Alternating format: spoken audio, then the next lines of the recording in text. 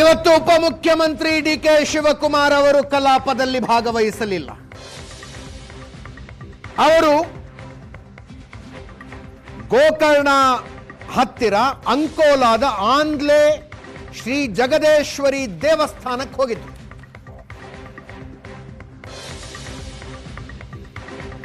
ಅಲ್ಲಿ ಸಿದ್ದರಾಮಯ್ಯನವರ ಹೇಳಿಕೆಯನ್ನ ಪ್ರಸ್ತಾಪಿಸಿ ಪತ್ರಕರ್ತರ ಪ್ರಶ್ನೆ ಕೇಳಿದ್ರು. ಆ ಪ್ರಶ್ನೆಗೆ ಇವತ್ತು ಡಿ.ಕೆ. ಶಿವಕುಮಾರ್ ಅವರು ಕೊಟ್ಟ ಉತ್ತರ ಇತ್ತಲ್ಲ,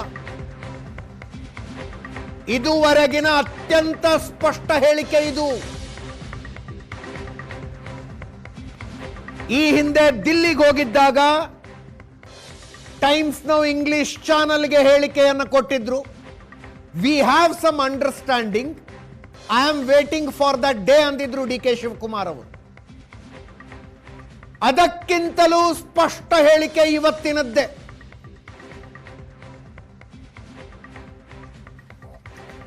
ಅದಕ್ಕಿಂತಲೂ ಸ್ಪಷ್ಟ ಹೇಳಿಕೆ ಇವತ್ತಿಂದು.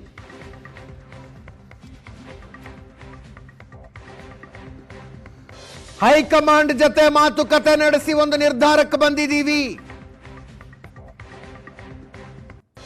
ನಮ್ಮಲ್ಲಿ ಒಪ್ಪಂದ ಆಗಿದೆ, ಅದರಂತೆ ನಡ್ಕೊಳ್ತೀನಿ. ನಾವಿಬ್ರು ಮಾತಾಡಿಕೊಂಡಿದ್ದೀವಿ. ಡಿ.ಕೆ. ಶಿವಕುಮಾರ್ ಅವರ ಹೇಳಿಕೆ.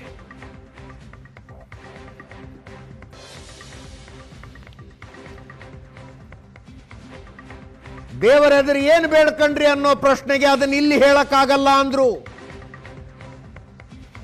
ಮುಖ್ಯಮಂತ್ರಿ ಆಗುವ ದಿನಾಂಕ ನಿಗದಿಯಾಗಿದೆಯಾ ಅಂದಿದ್ದಕ್ಕೆ ನಕ್ಕು ಸುಮ್ಮನೆ ಹೋಗ್ಬಿಟ್ರು ಉಪಮುಖ್ಯಮಂತ್ರಿಗಳು. ನಕ್ಕು ಸುಮ್ಮನೆ ಹೋಗ್ಬಿಟ್ರು.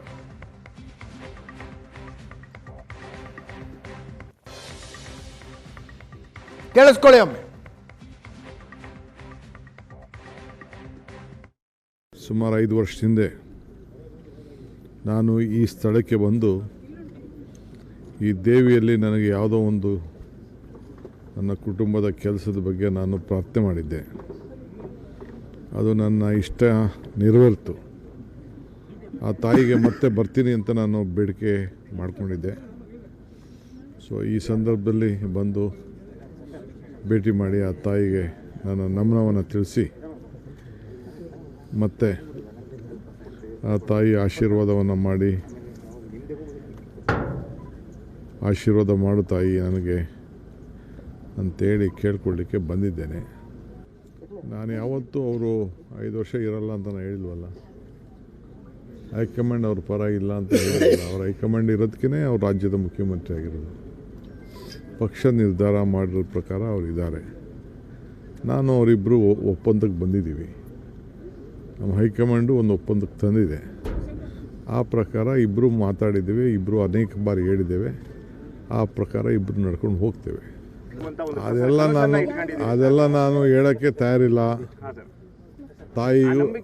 ಆ ತಾಯಿಗೆ ನನಗೆ ಇರೋಂಥ ವಿಚಾರ, ಭಕ್ತಂಗೂ ಭಗವಂತನಿಗೂ ಇರೋಂಥ ವಿಚಾರ. ಸೊ ತಾಯಿ ನನಗೇನು ಹೇಳಿದ್ದಾಳೆ, ನಾನು ತಾಯಿ ಹತ್ರ ಏನು ಮಾತಾಡಿದ್ದೀನಿ, ನಮ್ಮಿಬ್ರಿಗೆ ಬಿಟ್ಟಿದ್ದು. ಡೇಟ್ ಕೊಟ್ಟಿತ್ತು ದೇವಿ ಸರ್, ಸಮಸ್ಯೆ ಬಂದಾಗ ಪರಿಹಾರ ಈ ಡೇಟ್ ಒಳಗೆ ಪರಿಹಾರ ಮಾಡಿಕೊಡ್ತೇನೆ. ಇವತ್ತು ಡೇಟ್ ಕೊಟ್ಟಿದ್ದು ಸರ್.